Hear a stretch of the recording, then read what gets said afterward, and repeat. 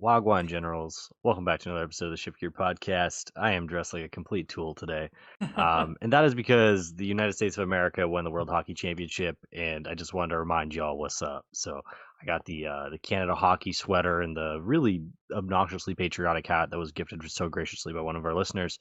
I want to kick off today's episode by telling you guys how to make some free money, okay? Kieran, the odds for Carl Anthony Towns to yell "Oh my God" in Game 4 is minus 175. You can bet on this on FanDuel. You I win some money. mean, that does seem like a lock, Aneil. That's a lock. Are He you just screams. hammering that line? Oh, I'm hammering that line, dude. I'm putting my life savings on that thing. Speaking of life savings, I want to give a little market update. We haven't done this in a little while. I was telling you this earlier. Right now, so I think what happened is they announced megas for the new game, which is called Is that it? Legend. Is that it? Yes. Yep. And so people went and flocked and bought megas of the X and Y. I don't know if you, Kieran, have you seen any of this stuff on the I market? have not. You know, I'm out of the Okay. loop when it comes to this. Yeah. This is my bread and butter because I think it's so fascinating the way it works. So people flocked and they bought megas. So if you have megas, you're sitting on megas. You're probably sitting on some good amount of money. What they did after that is I think people discovered tag teams because tag teams, some of them are up 400% right now. So if you're sitting on tag teams, you're sitting on megas, whatever. Might be time to hit the seller's market. I just liquidated mine. Some cards I said that I would never sell in my life. They went way through the roof, and now I'm advising you all to check your collections because you might be sitting on gold. I have a lot of tag Pokemon teams, market's a Aneil. very weird place. Yeah, like dude, I'm talking like the base tag teams, like the even the like ADP base one is like 20 beaver bucks right now. Okay, I thought you were gonna say more. Okay, the best one I have is the Waylord tag team. I have the alt art one of that one. I just sold that one today for 400. What's it called? I want to look up Magic. Where is it on TC Play? Magikarp and Wailord. But they don't have the. Just type in Magikarp and it should show up. And is the and sign. Whatever, you're good. There you go. See that? Okay. I thought no, this is Japanese though. Wait. Where's English here? Okay, that's pretty good because I think this is in American dollars. Let's go. Mm-hmm. I have this one. I have Buzzwole as the alt art. I have the Psyduck as the alt art. I have the Psyduck went through the roof too. I have the Raichu one as the alt art. Yep. Okay, this is hype. Good to know, Aneil. Dude. Yeah, I have the whole collection, the whole set, and if I priced it out individually, it was around like almost 20 grand with the Latios PSA 10 I got. Yeah, so we're not doing that, but yeah, if you guys are sitting on this stuff, it's a great time to liquidate. If you're buying, it's also probably a good time to buy because these are probably just going to go up if I were to guess. So is it a good time to sell or is it a good time to buy, Aneil? Which one is it? It's both. It can totally be both. If you have the facilities to sit on these cards and wait 5 years, you will guaranteed make money. Yeah. I honestly, like, Kieran, you can speak to this too. I've never been burnt on a Pokemon investment. Like, you buy anything and you wait long enough, you will make money. It's legitimately better than stocks. So yeah, definitely a seller's market, but also could be a buyer's market. I went ahead and liquidated all this stuff, and I recommend you guys to do the same if you're not a big collector. Only issue, at least for myself, all of mine had riffle marks on them because these were good cards back in the day. Yeah, some of mine I've played with for sure. Like my Raichu one, I've definitely played with a bunch. Yeah, I used all alt art Mewtwo and Mews in my deck back in the day because they were tin promos. We never thought they'd be anything. They were worth like $5. The raw ones are now around 350 near mint. That's insane. So yeah, I don't know what's going on with the market, but anyways, we'll talk a bit more market later on. We can hop in. We had Portland regionals. We did, Aneil. Pretty crazy result. I mean, Michael Davidson won, but Henry Chow again. He almost won his fourth regionals, and him and Michael played the exact same 60, which doesn't happen often. We've seen it happen a decent amount of times over the course of the history of the game. But same 60 Guardy with Rabska TM Evo. So just constant innovation here. So that was a pretty cool deck to see in the finals. Neil, what were your thoughts on the Rabska version of Gardevoir? This is interesting. Yeah, it definitely gains a lot of points all around the meta. It's obviously very innovative. I think Henry at this point has his identity of just putting his life into Gardevoir and just trying to find new innovations and new ways to kind of make this work. I want to give a huge congratulations to Michael Davidson, obviously, but we need to have a very, very big conversation about Henry Chow in the very near future. The Shift Gear Awards this year are going to be absolutely unreal because Dude, if he wins another regional, like we might be talking best season ever. Well, Like there's no regionals left, but sorry, I meant the NAIC. Yeah. Yeah, it's a conversation we might need to have here. But I do like this build. The triple Evo with without Badu, you're putting in a lot of pressure onto Dragapults and even into Eevee box as well, right? Like their main thing is to angel at you over and over, and with these Evos, you're kind of getting around that. So I really like this innovation personally. The two Monkey Dories is I don't know if they had any issues with it. That does seem a little low to me, but they're the masters. Yeah, I mean, you got to find some space to play the Rapska line, I guess. But yeah, I mean, I feel like their mirror is probably better with this. Like random decks like Zoroark, you kind of solve it by playing this. I mean, Dragapult's already a good matchup, but it gets even better. I mean, we saw, and I think Henry, I saw one of his posts. I don't know if Michael said as well, but like they took some inspiration from the Brazilian list that William Azevedo won with, and then kind of just innovated a bit as well. They played 3 TM Evo and only 2 Arven. I know from talking with Henry in the past, he thinks like Arven's kind of like a mediocre card past turn 1. So I guess maybe playing that higher Evo count, so you can play Iona or you can play Research turn 1, just like try and naturally draw the Evo to get going that way. So yeah, I mean like just crazy to see. I mean, like, we'll talk about it maybe when we get to the award show, but I think, like, Henry's season is already in, like, probably competing for, like, top 5 seasons of all time. I don't know. It's close. When you think about, like, just how big the game has gotten and how much higher the collective skill level is of the community now, like, it's just, like, insane. Like, actually, I'm kind of curious what's his earnings this year. Well, think about how hard it is to go on a run at any time, right? Let alone win a regionals. Yeah. He's won 3. Like, it's bonkers. Yeah, he's at 42 grand this year in prize money. Oh my god, man. So who needs a job when you have this? I mean, you still need a job, I guess, when you're I mean, I guess that's enough depending where you live in the States. Not in the States. In the States you're good. You're good. I know. Well, Henry lives in New York, so maybe not enough in New York, but yeah. That's insane to make that much from your hobby. And I know Henry said he's gonna start streaming, he said maybe. So that'd be awesome if we could see Henry start joining the content space. But yeah, this is funny. Like just this limitless pages is just all Guardy. Dude, and it's so like bonkers. Like we'll look back on this in a couple of years. Hopefully the Shift Here podcast is still around. We'll be like, this was one of the most insane seasons we've ever seen. Yeah, it's just it's mind blowing. Just looking at this, like it is absolutely insane. Yeah, I know last week I made the comment, like, was it him or Brent for MVP of the season? I mean, I feel like if last week I was on the edge, like, after this, I feel like I have to give him the edge right now. So Brent, you gotta win NAIC if you want me to definitively put you MVP this year. So I'm sure the Shift Gear Awards is #1 on his brain. I think it is, Aneil. That's all they care about. Give me that acceptance speech. Well, we should get real awards this year for everybody. Get some trophies going? Yeah, we'll get some trophies going. Yeah, I'm down. So what we gotta do this year is we gotta open up nominations early. And if you guys have ideas of what we should give awards out for this year, let us know down below. My favorite last year was obviously the one I came up with, the Griefer Award.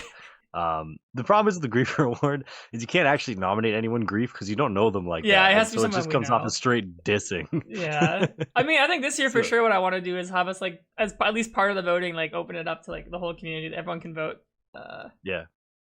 Maybe we'll have like how the NBA. I don't know how the other sports do, but the NBA it's like players vote, the media votes, and then that. So maybe we'll do community votes. We'll hand them out to some people in the media, like casters or something, and be like, "All right, here's your ballot." Dude, I like it. I like it a lot. Yeah. But I mean, like, vote on who the biggest griefer is in the community.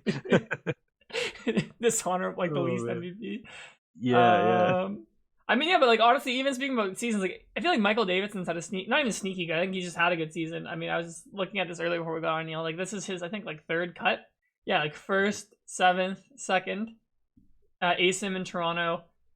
So 4 top cuts, I guess, in the year. So Michael's also had a fantastic year, and he got top 8 at Worlds last year as well. So a very good last 12 months for him. As well. How many day 2s is this? 1, 2, 3, 4, 5, 6, 7, 8, 9, 10, 11. Yeah, 12 day 2s in the year. That's kind of insane. Bonkers, man. So 23K in earnings too. It's not bad. Yeah. No. Not too bad. So really, really impressive there. I mean, honestly, this top 8 was one of the more stacked ones we've seen in a while, especially when you look at the names at the top. And Christian Fontenot played the Raging Bolt. He's been playing it for a while. I think the innovation I saw here was the Pecharunt EX. So I think and the Blood Moon in this deck as well. So I mean, Raging Bolt, I think one of its weaknesses has always been it's very prone to retreat lock, and we've seen an uptick in Maractus. Maractus is like really annoying for this deck. So the Petrarunt Fez combo is literally just so you always have like a way to get out of retreat lock, which is actually really funny that you're using Petrarunt on Fez. So I'm curious if Christian played against a lot of Maractus or retreat locking stuff. Because otherwise, I mean, like that's a pretty valuable deck space. He doesn't play Palpad. He doesn't play. I'm trying to think what other card he doesn't play that might be staple, because he also has the Blood Moon in there, which is just there to finish the game. Because I do feel sometimes with Bolt, like you go like Bolt, you go down to like 1 or 2 prizes, you get Ionode, and then it is kind of hard to put together another big Bolt. So I can see why there's like the Blood Moon in there. So what are your thoughts on this innovative take on Raging Bolt? Yeah, I'm such an avid Bear fan. Always kind of have been. I think that card is so strong, and anytime I play a deck without Bear, I'm like, yo, I really miss Bear right now, and I really like the way that this deck is kind of designed to use Bear as well, right? Because you have the Pecharunt as well to reset Bear if you so need to. So you have that movement. I know a lot of lists this weekend were playing Turo. This one is not substituted that with the Pecharunt. I would be curious to know if the Pecharunt ever became a liability more than Turo would have been. I highly doubt it because I can't think of everything else is a liability in the deck already. I feel like. Yeah, like I can't think of very many situations where this is really that detrimental. It does kind of suck to put something down on the bench that's one shot by Miracle Force without Monkey, but I don't think that's your biggest concern at this point, anyways. Other than that, yeah, it's a pretty innovative Bolt list for what we're used to seeing. He plays only the 2 bolts, and obviously a lot of games go through the baby Bolt now, so you don't need as much of the EX typically, and you have the 3 stretchers, so getting it back pretty frequently. It just seems like a good list and a good call for the event there. Yep. No, I definitely think so. Pretty cool. It's just cool to see people like.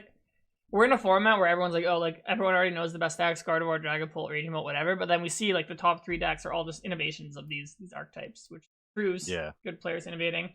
Caleb Rogerson, another player having an amazing season. He was on Pengo for a while. Now he like went on to the Terra box. And I think just here his list is pretty simple. He added Briar, which we've seen get it played a lot more after we saw Daichi playing it over in Australia. I mean, this just makes sense with decks like Raging Bolt and Joltik Box being so popular. I don't really have a lot to say on this list. It just seems like a solid Parabox list. Yeah, I concur. I know him and Rahul play the same 60. I mean, this deck is always good, right?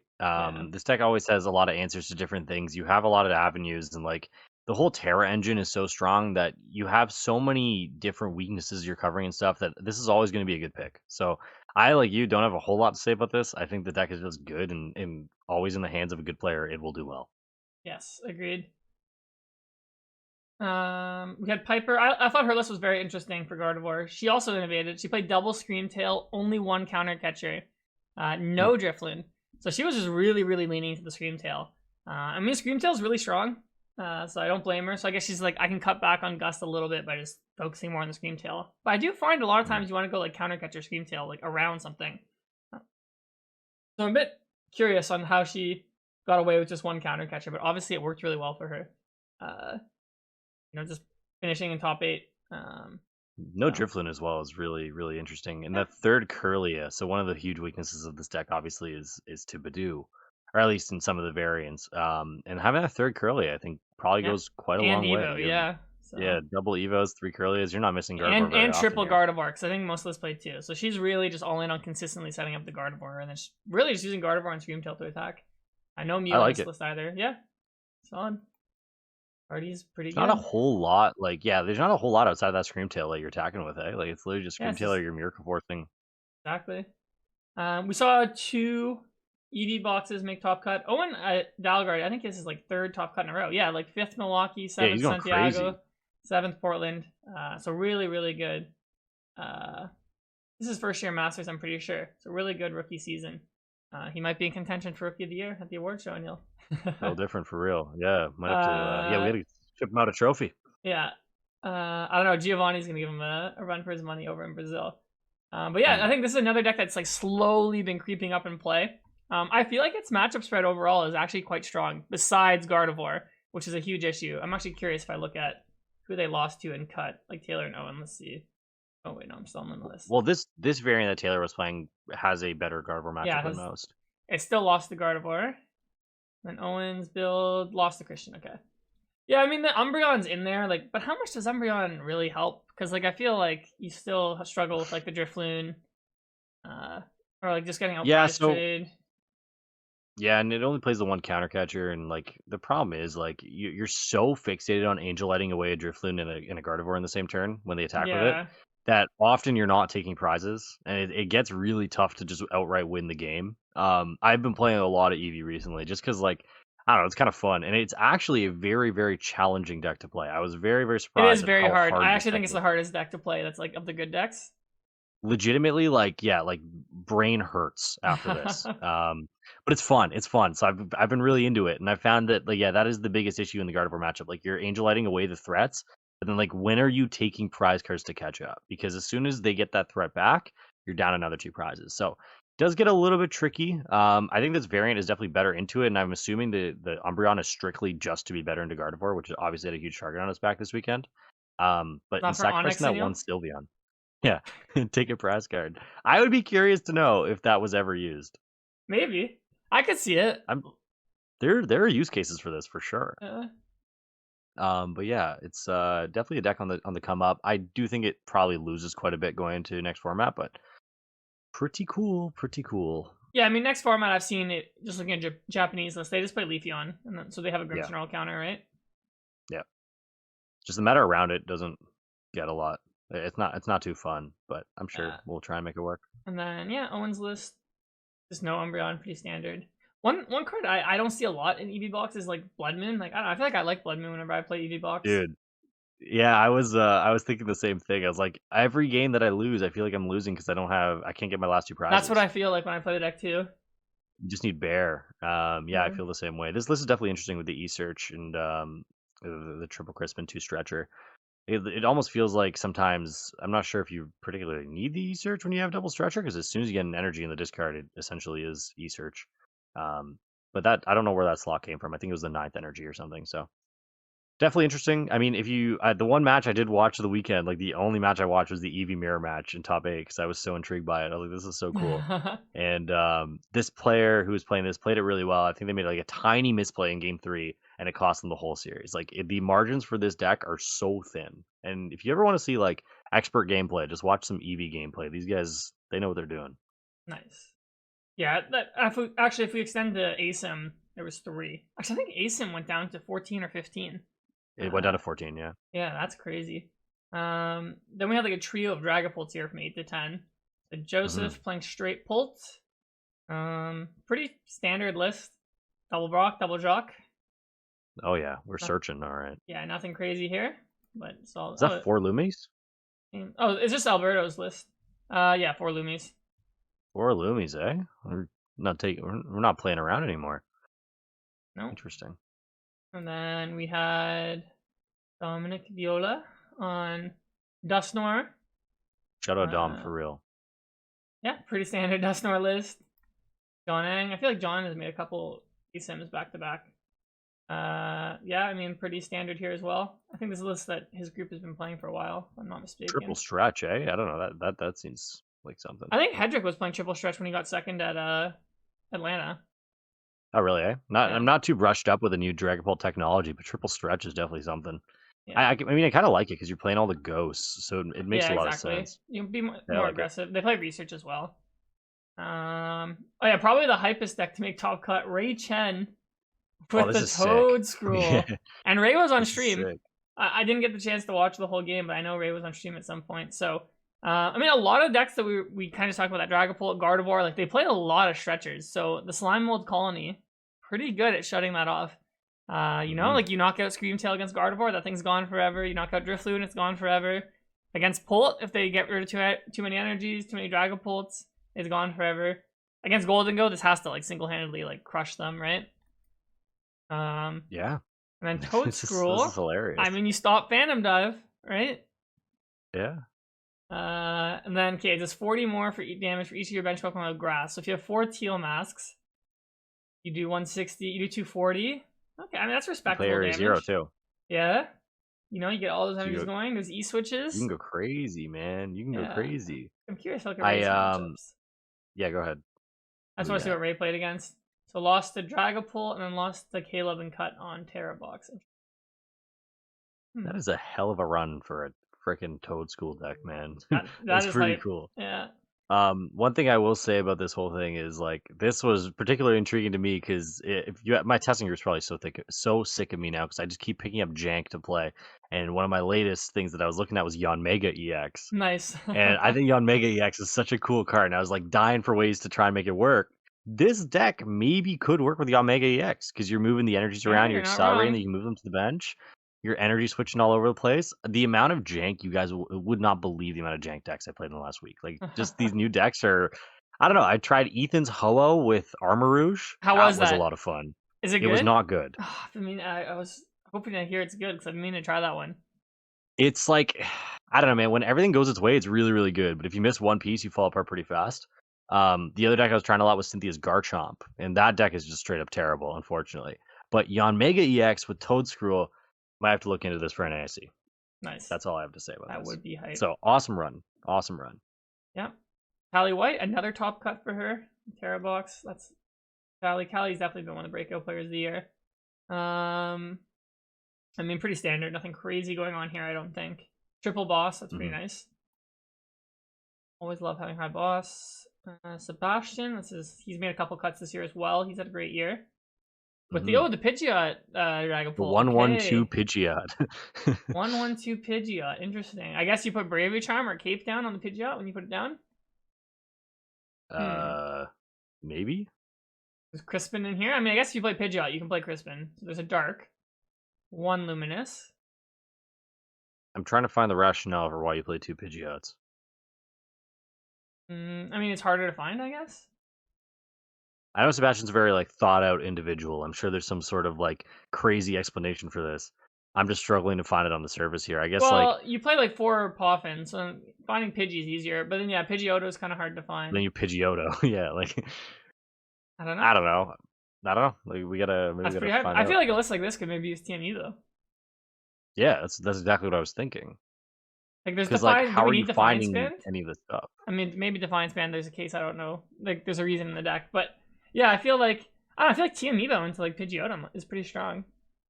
Defiance might be like a responsive Joltik box. Yeah. I'm not sure what you do to Joltik without it. I've thought about Defiance Band a lot in Dragapult. It does change a lot of good math. And like having the extra 30 to play with is also really, really important. So I wouldn't say like we need Defiance Band. You could probably make a case for to drop it, but I mean, I would also make the case that we can drop a second Pidgeot EX before we can drop that. So a 1/1 Pidgeot line. Yeah, I mean, it's probably better than 1/1/2, but there's probably some rationale we're not thinking of here. Yeah, just drop more often. Sure. I think that was it for ASIM. Jackson, our boy Jackson, snuck into top 16 on Resistance with the Pultzard. I don't know, what did he win and lose against? Let's see. Lost the Gardevoir and lost a Joltik box. He beat a Hydreigon on the win in 16. Hydreigon Zoroark. Interesting. Yo, this is dope. This is cool. 64th just snuck in. Shout out Nate Newton. Damn, bro. That's so cool. Okay, yeah, this is hype. It's Hydreigon was another deck that I wanted to kind of fool around with for NAIC, but Shaman kind of just ruins it. That is the issue I'm finding. Yeah, I hate Shaman. All my homies hate Shaman. Oh, dude, I was tripping there for a sec. I thought it was another 1/1/2 Pidgeot. No, it's a 1/1/1/2. Random other Pidgey. We got one call for family. We got one Gust. Bro, this 1/1/2 Pidgeot technology is crazy. Yeah. I like it. Nice, yeah. Shout out Jackson. The Zard God. Shout out Jackson. Yeah, dude, look at his deck list, and it's like putting down a down payment, bro. This guy's got like gold, SIR, everything, and like big dog. You live in Toronto, Ontario. Your rent can't be that cheap. You got all this money to splash on this stuff. Come on, man. Yeah, it's 6 Day 2s this year with the Zard. He is the Zard guy. His page is kind of clean. It's just comfy, Zard. Yeah, well, there's a random Gardevoir in that year. And then a random Gardevoir. Nice. On first place, NAIC. Senior champion. That's a nice one to have. All right. Yeah, other than that, nothing too crazy. Joltik box did not make even top 16, but there was a lot of them in day 2. I'm trying to think if there's any other like crazy decks I saw when I was looking through this earlier. I don't think I saw anything too crazy. Except for Hydreigon. Yeah, Hydreigon pretty much. Yeah, if we look at the meta share actually of this tournament, let's do that. All right, so I mean, Raging Bolt actually ended up being the most popular deck this weekend, but Gardevoir kept climbing. Gardevoir got all the way to 13.5, and we did see Dragapult come down a little bit. I mean, if I do the grouping on the variants, like Dragapult's still at 21%, but down a little bit. So, yeah, it feels like the meta was honestly pretty predictable. Like, I feel like the decks, the top 4 were all decks everyone's expecting to see. Flareon, I think, actually went up a lot, because I think on the last tournament we had an Utrecht, it was only like 3.5% or something, and now here it's jumped all the way to 7%. So the deck is definitely picking up a lot of hype. So I think maybe going to NAIC, like Flareon box might be definitely a more popular deck than we're used to right now. So. Yeah, I have mixed feelings about it. I'm not too sure, because one of its best matchups was Goldengo, and that thing is just kind of falling off a cliff right now too. I mean, obviously, so much time till NASC, 3 weeks. A lot can change in that time. But yeah, the one surprise for me, I think all these were very predictable. The one surprise for me was Joltik Box not really converting. That deck is obviously very bare bones. Like, it's easy to counter. I'm not that surprised about it converting, because whenever you go to day 2 and like you look at its win percentage day 2, it always has like an abysmal day 2 win percentage. For sure. Because the deck is just linear, right? So like once it starts to go up against all the good players or the best players, like it's harder to win. And I think when I was playing in Milwaukee, out of the bag. Sorry, go ahead. I was just saying the cat's out of the bag on the deck too. So like everyone's played against it now, so they know what to do. Yeah, when I was playing it with it in Milwaukee, I remember just like sitting there and sitting across the table from my opponent. I was like, okay, my opponent has like 90% of a good player brain. I am cooked. I don't have a chance. Like, it's because the deck is so linear that you're so reliant on your opponent hopefully making a mistake, or you just stacking up the wazoo. So it's definitely very linear. And for that reason, like, I also do think it might be some people's comfort choices for NAIC. Might be one of those things like, hey, I really need points. I don't want to deal with the nerves, and I want a deck that plays itself. I'm gonna play Joltik Box. Yeah, like its power level as a deck is very high. It's just like we've said before. Like, just the pilot can't really take it much higher. Yeah, exactly. So I'm not gonna expect it to drop like that much for NAIC. It'll still be played. I just genuinely one of the most frustrating decks I've ever played in my life. Like, it was so infuriating. Yeah. Well, Zoroark also I want to chat about real quick. Zoroark was kind of picking up a little bit of steam. Yeah. I know Lucas did well with it again. The deck is not too bad, and like I do think it needs a little bit more respect on its name. And one of those decks might creep up for NAIC once again. It feels well, like I mean, now Shaman's out, so I feel like that's a huge nerf. So here's the thing with Shaman. This needs to be its own separate conversation. But like, I personally, and this might be a hot take, I don't think it's going to be as impactful as we think. 2 reasons. First of all, no buddy puffin. So you can't puffin for it. Second of all, if you're wasting a nest ball on this Shaman, low key, I'm kind of happy. I'm like, all right, man, waste your nest ball on this Shaman. If you're playing Zoroark, you're happy to see your opponent play nest ball for Shaman? No, okay, not like Zoroark, but I'm saying like in general. If I'm playing Terrabox, for example, you want to waste a nest ball on a Shaman, I'm going to Iona you to smithereens, and you're not going to have a Fez or a Mew. You play one Iono. You get what I'm saying. Okay, but like with Terrabox though, you slow down the prize trade by so much. Like instead of like Wellspring and you immediately jump take 2, you have to take 1 at a time, right? That's okay, but then also think about how many people are going to cheat and not play Shaman. No, I don't disagree with you. Like, I don't think everyone's going to play Shaman. I don't think every deck needs to play Shaman. I think Shaman will be widely played, right? So it's kind of scary to play Zoroark into a meta where it's like half of my opponents playing any evolution deck are just going to have a Shaman that shuts down like my deck pretty much. I mean, I'm okay with that rationale too. I agree with you in a sense. I just like don't think that it will be as impactful as we think. I don't think it's going to single-handedly destroy anything that hits the bench the same way Manaphy would, just because of the amount of search we have and the way it has to kind of come out. I just find it really hard to believe that Zoroark's already like a fringe deck. Like I can't see it surviving like with Shaman coming out. I don't know, man. I don't know. I don't believe in Shaman, man. I'm not a believer in the Shaman technology. I don't think it's like an amazing card either, but like it's gonna be played. So like it's just I don't know. It's like Zoroark, I can't see it surviving into the next format. All right, let me ask you a question. Yeah. And I've asked this to a lot of people. NAIC is tomorrow. You're playing, I don't know, random evolution deck 1. Are you playing Shaman? Probably.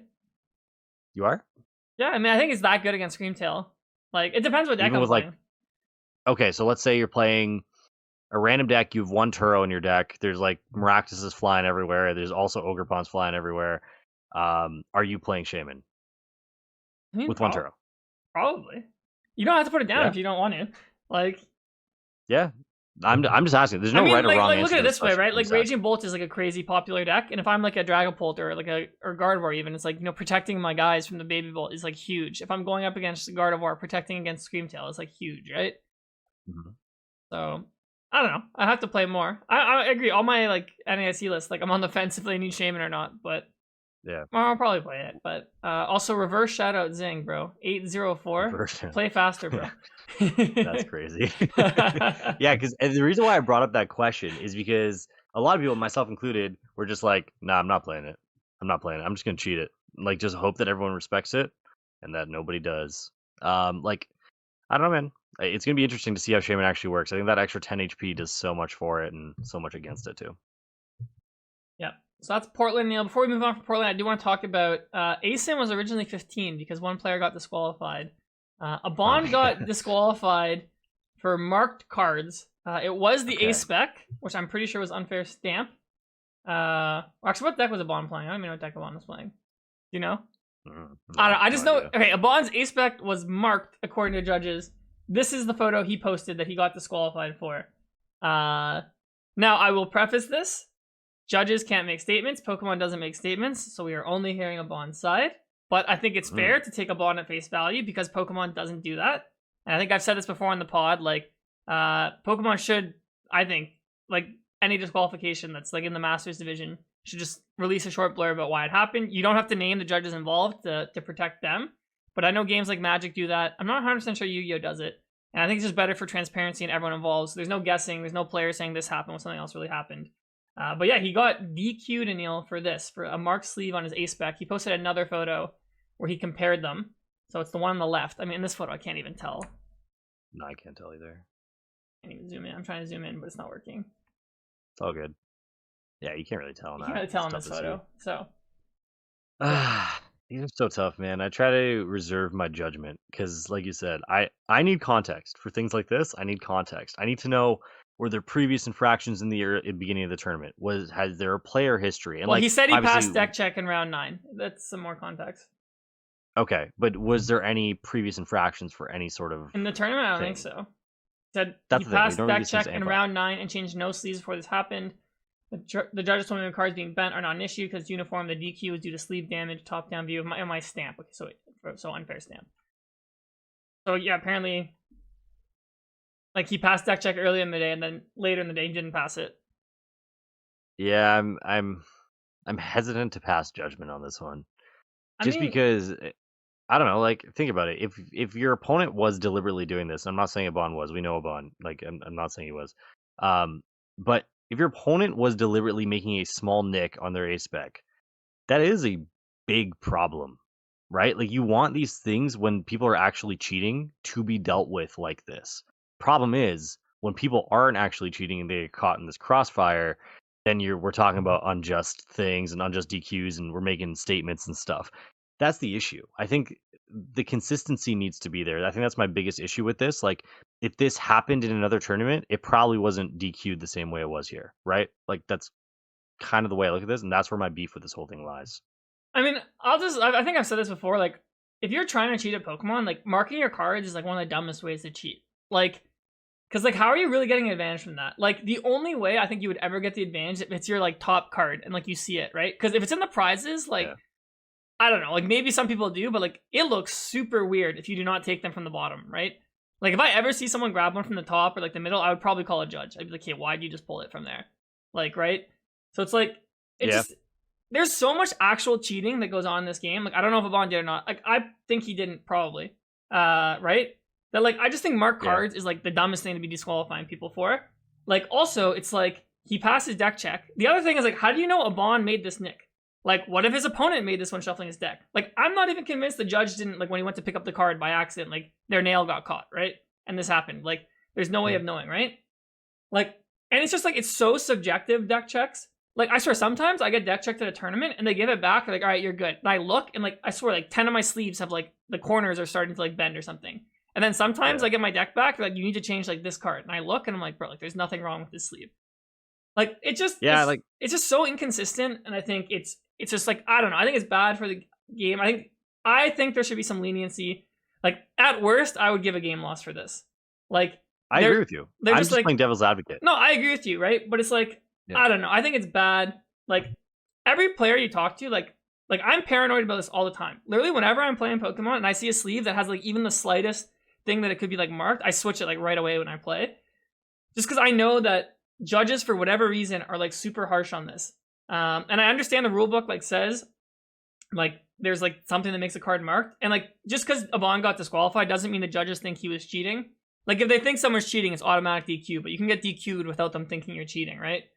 I just think this is like way too harsh. And just if I'm taking Avon at face value, if this is what happened, I think this is kind of ridiculous. Like, to go straight to DQ, like that's crazy. Like, that's where I struggle with this whole thing, and I always do, because you take things at face value, and because, like you said, they don't provide any context. We don't know anything about the background of the player history or whatever. Like, that's where my issue with this whole thing is, and that's why I struggle to pass judgment. And I'm just like, all right, I'll play devil's advocate for why this may have happened.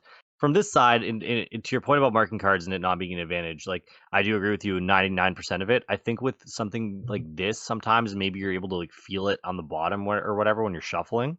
That's my only thought process. That's the only thing I can think you can gain from this. Because if you can feel this little nick, and you can, I don't know, your opponent where your opponent's cutting through the middle or whatever, like, I'm sure there's some sort of advanced like shin limb business you can do to put it in like half. Like, I don't know, man. Bro, it's funny you say shin limb. That guy, like, this week on TikTok, for whatever reason, he's like all over my page. Like, yo, shin limb is crazy, bro. I love shin limb, bro. That guy's goated, bro. Yeah, shout out shin limb. Shout out shin limb, man. I hope Abon wasn't watching those videos. I don't think he was, but yeah, so hopefully not. You guys let us know. Okay, TLDR, we need more information, like from Pokemon. This needs to be a thing where they're way more transparent with what's going on here, because otherwise they're just gonna get dragged through the mud. Even if the judges are right, we don't know that. Yeah, but that's on Pokemon, right? That's on them for not wanting to give more. So, yeah, you guys let us know in the comments what you think about this. I don't know. I think it's too harsh, but I agree at face value. Disagree. So, cool. Moving on, Aneil, we had a couple more of the cards in the black and white set. I think the most interesting one that got revealed was Tortuga. It's an ancient Pokemon. It looks like a basic, but it's a stage 1 because it evolves from the antique cover fossil, and it has Trash Lance as its attack, but now it's called Ancient Debris. It does 30 damage for each item card in your opponent's discard pile. What do you think, Aneil? Does this have any chance of being as strong as Trash Lance Gardevoir was? I don't think so. Is this card good? I guess this is my next question. Is it good? Kind of hard to tell.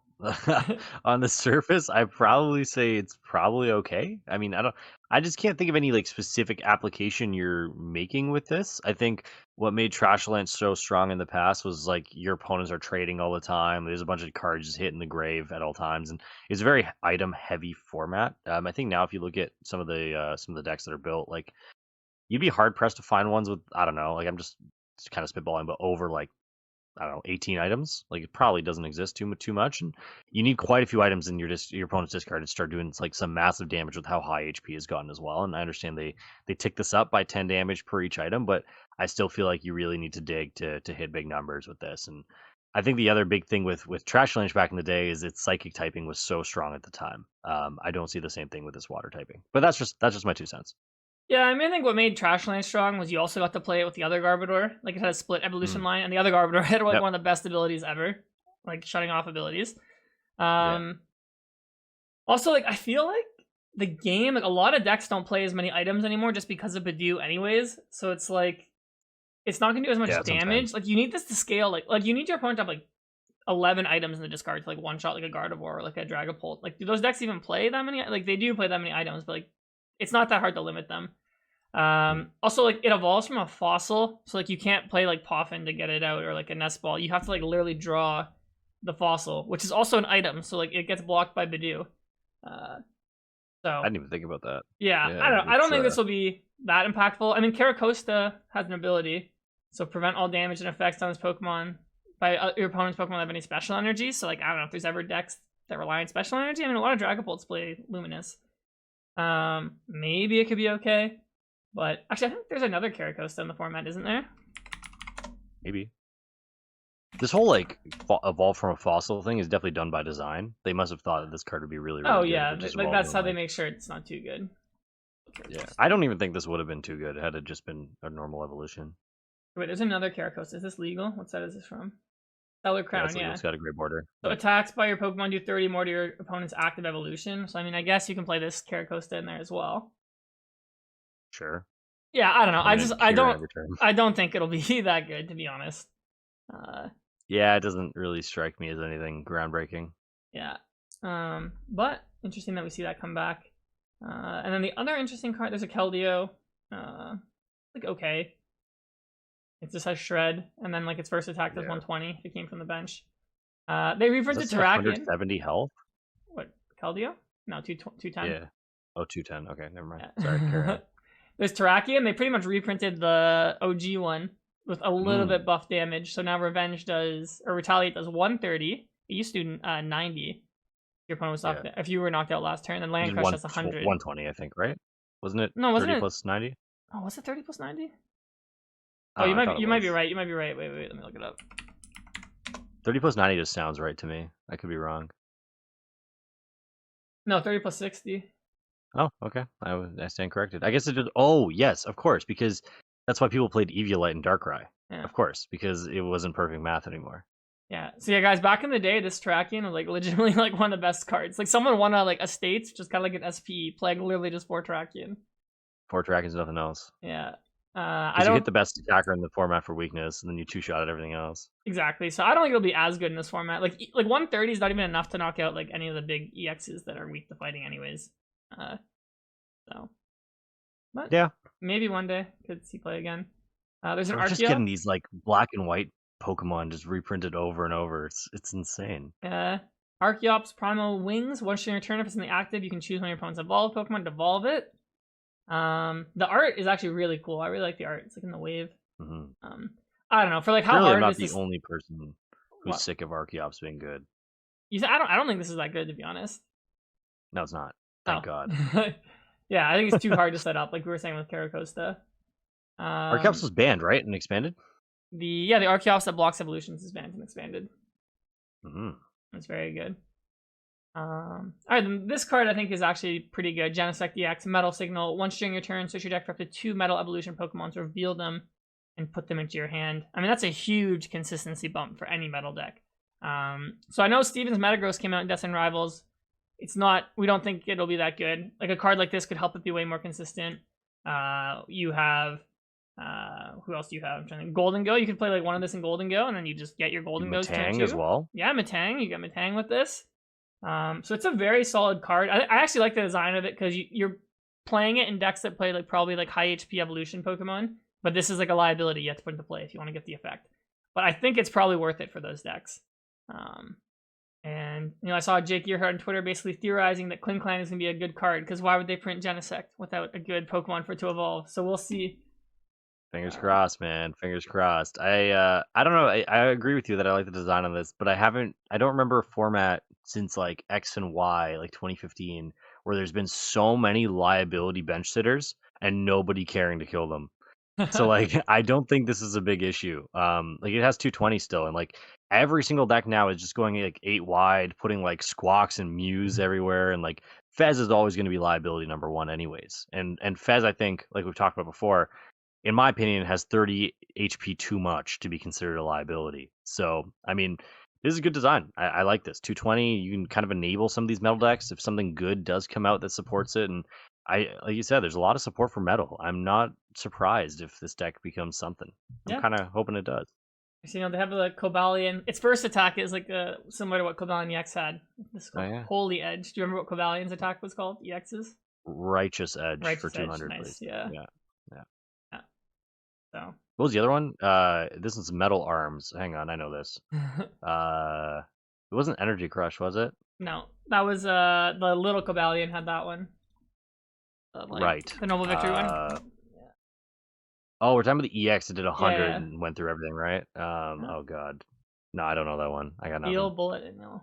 Steel Bullet Classic. Yeah, it's a good card. Yeah, here's the one you're thinking about. Energy Press, and there's the Iron Breaker. Iron Breaker. These cards are so cool. Like, they're just the random like full art one. They were very nice. Yeah, this one, Tornadus, Thunderous. Dude, these are some cards actually that, to my surprise, never really went through the roof. Yeah, they're really cheap. Oh, have they gone up in price? They've definitely seen a spike. Yeah, no, I love Cobalion. Yeah, my Kling deck back in the day, I had 2 the normal ones, and I had 2 Fleur the EX. I do recall, yes. Good times. Very good times. So, yeah, those are black and white cards. And Neil and I are recording this on Monday night. It's 11:45 p.m. So maybe Kling will get revealed by the time this comes out. Maybe if it does, maybe I'll have to on a little bit Emergency shift gear episode. Yeah, so that's the new cards. And then, Neil, let's talk about briefly here to close off the episode, kind of where we think the Destined Rivals format is going to go. I know there's one more SPE this weekend in Italy, but I feel like we've talked about this format to death at this point. So this is from Pokeka Book, which is like the Japanese limit list. They kind of put together a tier list. I'm pretty sure it's subjective based on what they think, and then the play rates are not subjective. But they think that like Raging Bolt, Dragapult, and Grimmsnarl are like the top decks, and then they put every other deck in B tier. So they're saying like these 3 decks are way better, and then everything else is not as good. So I don't know if I agree with that necessarily, but Neil, what do you think about this or your testing early on of the Destined Rivals format? I actually think I do agree with this. Just from my early testing, it does feel like those 3 decks are just above everything else.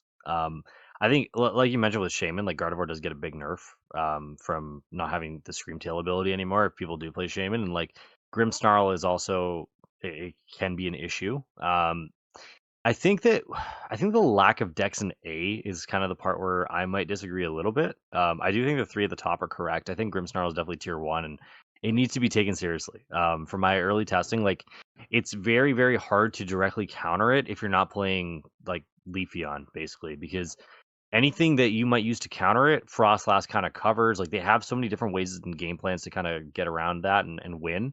The difference with Dragapult 2 is from what I've seen, I haven't played a lot of Straight Pult recently, but I've seen it needs partners now. I've seen it needs either Ghost or Charizard to really be relevant. So I guess all the Dragapult variants at once, all at the top, makes sense. And Raging Bolt is Raging Bolt, man. That deck is strong. I don't understand why Archaludon, Ethan's Typhlosion, and Blaziken are on there, but if somebody could explain that to me, that'd be fantastic. Yeah. Let me see what they have like explanations, but I have this translated from like Japanese to English, so I can't read it. So really. Jokes. Some of them are hilarious. Yeah. I don't know. My testing is the Grimmsnarl deck is very, very good. I wouldn't say it's like unbeatable or anything. It does struggle a lot with disruption. That's the one problem the deck has. So it's exploitable in that sense. I do agree that maybe Gardevoir gets a bit of a nerf, but it's hard to believe Gardevoir goes from the best deck right now to like being like tier 2, just because of Shaman. And like Aneil was saying, it takes up a bench spot. You do have to like nest ball for it because you can't Poffin. So I think Gardevoir dropping in the rankings would more so be if Grimmsnarl becomes crazy popular, because the matchup is pretty hard. Because the only Pokemon you play to one-shot is Drifloon, but then they literally just go like monkey, knock out your Drifloon.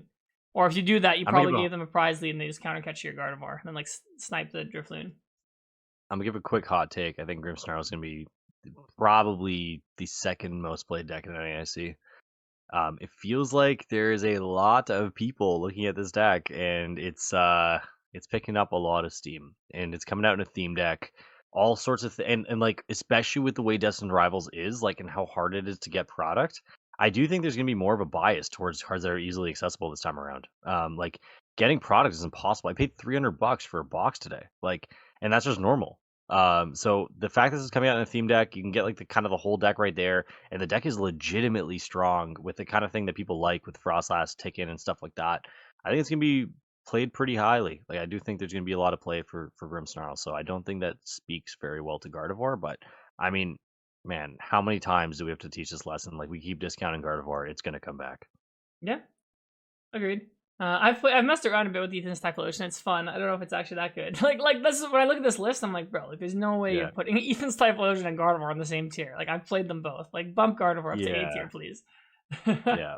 I think that should be the one adjustment. Like Zard and Gardevoir probably should be an A tier. I mean, Joltik Box beats Grimmsnarl, so that one should probably also be an A tier. As long as you're playing Iron Leaves, which I mean, I feel like you should if you're playing Joltik Box. Yeah. Other than that, I don't think I have anything like too big to say on this list.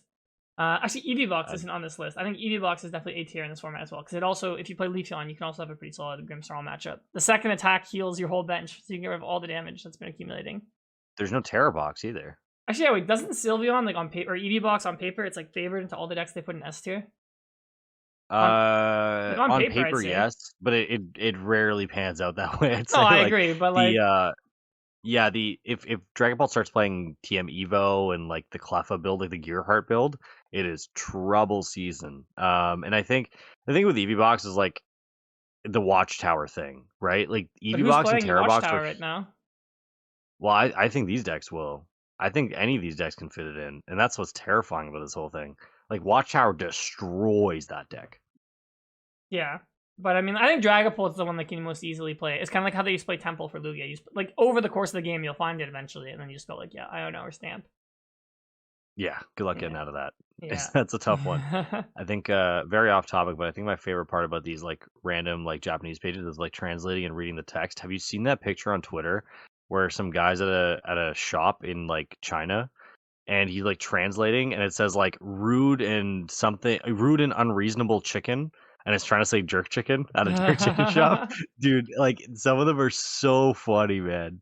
Rude and unreasonable chicken was my favorite thing I think I've ever seen. So sometimes you get some translational gold.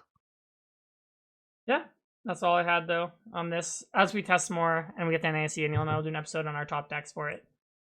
Hell yeah. But yeah, anything else, Neil? I feel like I have something. Oh, I do have something. I meant to make an Endgame commercial this week, but I forgot. Endgame Genesis are now available. Yes. Ta-da! They're actually very new and improved. They're deeper now, so the depth is deeper, and they have different edges, so they last a little bit longer. I see you have some in the background there. I don't have any. These aren't the packs of Genesis ones. I with have to me. go talk to my Endgame guys. They have to drop some off for me. I've used them though. They are really Yeah, good. I got some of the new that I'm not allowed to show yet. I have like 6 packs next to me. They're awesome. When those come out, I will be shilling the hell out of those. But the Genesis are really good. I've heard a lot of good things. I've seen a lot of good things. I've felt them. They definitely improve on the pass iteration. So if you're trying to get some end games, go scoop that using the link down below. I think there's a new color too or something. That looks There's pretty purple. cool. So Like really, like yeah, so that's sick. I was trying to lobby them to yeah. call it prehistoric purple to kind of give like a little Toronto reference, but I think it's called like midnight purple or something. Endgame man's not serious, bro. He's not a serious guy. That's the problem. Well, I think they already like made them before I told them what name they should have been. I know. I'm just giving him some Let's slack. see, it's What's it called? called Nightshade Purple. Yeah, Mm. like I mean, purple is my favorite color, guys. So like I'm biased. That and magenta are my favorite sleeves colors. Is that? I mean, the what's it called? Lilac is the ones I use currently. They're like light purple. They're the ones that are behind me. That's my other favorite color. And then I think the one that everyone was waiting for is Arctic Blue is back. Like this is like out of all like I don't use this one, but I even admit like this is like the nicest color of like any sleeve brand. I feel like the Arctic Blues. They're so Yeah, nice. this is clean. This is clean. Yeah. I'm a big, as you can tell from me, I'm a big red guy. Endgame reds are definitely my favorite. But yeah, these are awesome. Give them a spin. They're definitely new and improved from before, and I'll have to talk to Endgame man to get his shiesty so we can go do a commercial soon time. And then if you want the normal ones, the old versions, they're on sale. They're like 33% off, and they're still pretty solid. That's pretty good actually. They've what I've been using all season. So yeah, white, use pink, or yellow. What's our code? Our code is like I think it's Shift just Gear or Shift Gear, something. Yeah. If you want to support the Mandem, use the code Shift Gear. get some Endgame sleeves. This is in Canadian dollars too, guys. So it's much cheaper if you're an American listener. Classic beaver bucks. How much are they in USD? I don't even know. $12 exactly USD. Wow. Good deal. That is a good deal. No tariffs. No tariffs. All right. I think that's all we got. We're gonna continue doing our testing. I think we're kind of getting to that crunch time now, and I don't know. I feel more serious than I felt in the last like 4 months, just because of like how big of a pinnacle event NAIC kind of is, and I'm really excited to go play. So we're gonna be doing our testing, and we will come back with some good results. I hope to share with you guys next week. I want to actually give one cool shout out. So I bought these. I forgot to show you. These are called life cards. Life cards, okay. Life. Okay.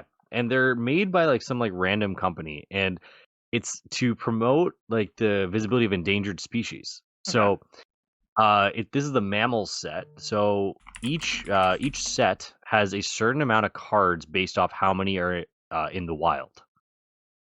So yeah, so if you pull like a panda or something, for example, and let's say there's 200 pandas in the world, there's only 200 holofoil panda cards made.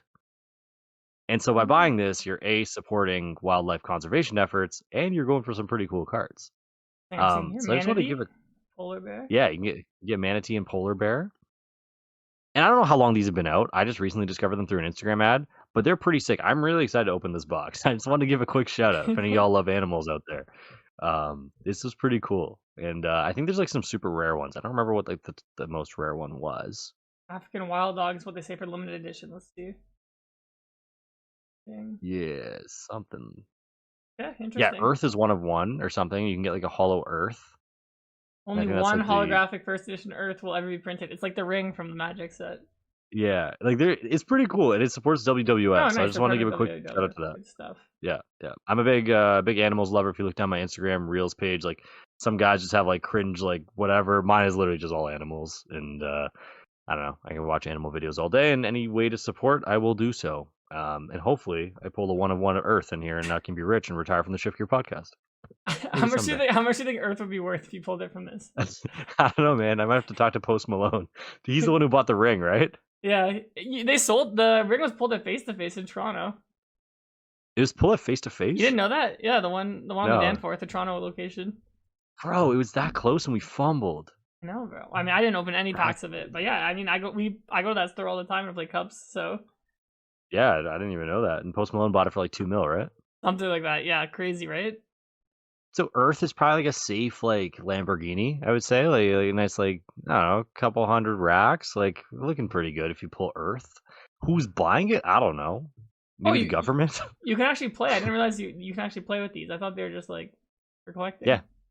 And it all the cards have like facts on them too about like the specific species. Yeah. Wait, it says best stats win. What does that mean? So heaviest clicking and line rares. Okay, so it's basically just a stat check. Like I'm sure the game is complete jank. I would not promote the game personally, but I think the concept is really cool. Oh, the winner gets one of the losers' cards in their deck, so you just take people's cards. That can't be nice. Only one first edition holo can be in your deck, so they're trying to like curb the pay to win aspect of it. Yeah, I think there's 5 holos in this one that I got. Nice. Yeah. I don't know. I'll open it. I'll report back next week on Shift Gear, and we'll see if they're cool. But in theory, this is a really cool way to support some conservation efforts. But that's all the shilling I have, and it wasn't even shilling for me. Yeah, the Earth card can only be used once in a game. It's an automatic win. It's Exodia. Oh, the one person who owns it.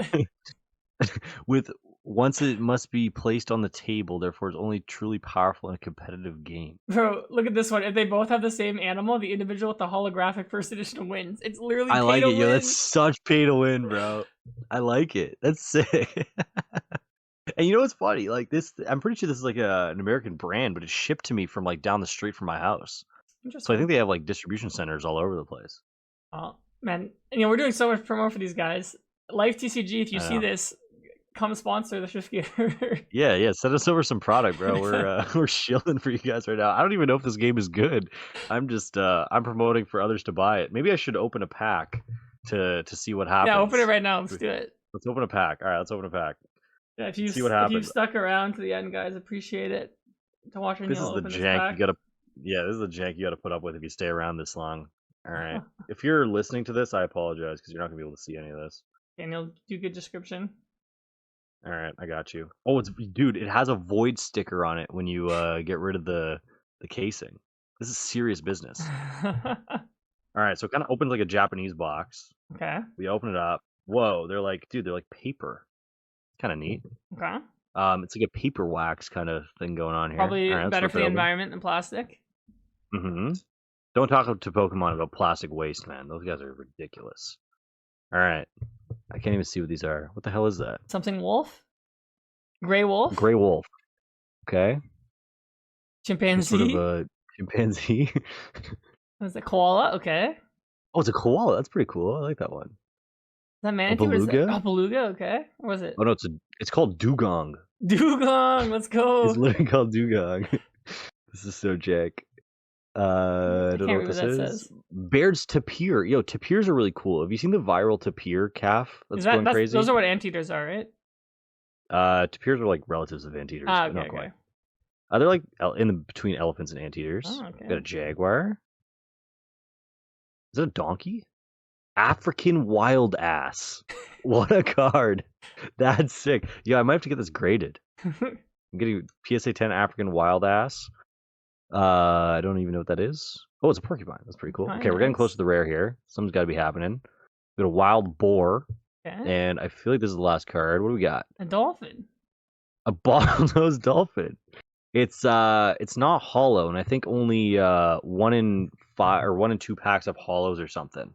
Okay, so I don't know what's going on. Hang on, I'm ripping this other one. You're ripping another one just to see. I need to find a hollow, bro. I need to find a hollow. Is this a hollow? No. This isn't a hollow either, bro. I'm getting. Oh, I found it. I found it. You got one? Okay. What is it? A Wolverine. Oh, Wolverine. Okay, that's kind of cool. So how does this work? So I guess there's how many in the wild? Oh, there's 30K in the wilds. There's 30K of this card. Well, that's how it works. So the population, the population shows how many were printed. And I guess I got a really bad one, so that's okay. I mean, we're working up, but these cards they're decent. They're pretty cool. I got a polar bear in this stack. Nice. Definitely worth taking a look into. You learn a lot about animals, I think, when you start actually looking at this. I don't want this in a hollow. This has 800,000 population. No, we don't need that. So I'm not getting rich off that. Anyways, all right, enough shilling. Buy some life cards. They're pretty cool. I'll open the rest of the box and let you guys know. But other than that, I don't have a whole lot else to say this week. We've rambled on for long enough. You all good? Yep. All right. Appreciate all y'all for checking out the Shift Gear podcast week after week. Let us know down below if you're buying some life cards, and if you've bought life cards before, let us know if they're any cool, if they're any good. I think they're pretty cool, but I don't know. We had one other thing we wanted people to let us know about. I don't remember what it was though. Well, they can let us know next week when we remember. Is Trashalanche good? That's what I want to know. Do you guys think Trashalanche is good? And I want the Trashalanche podcast to comment down below telling us that it's going to be good. Just for fun. Other than that, we will see you guys next week. Thank you again for being here. Take care. Later, guys. Peace.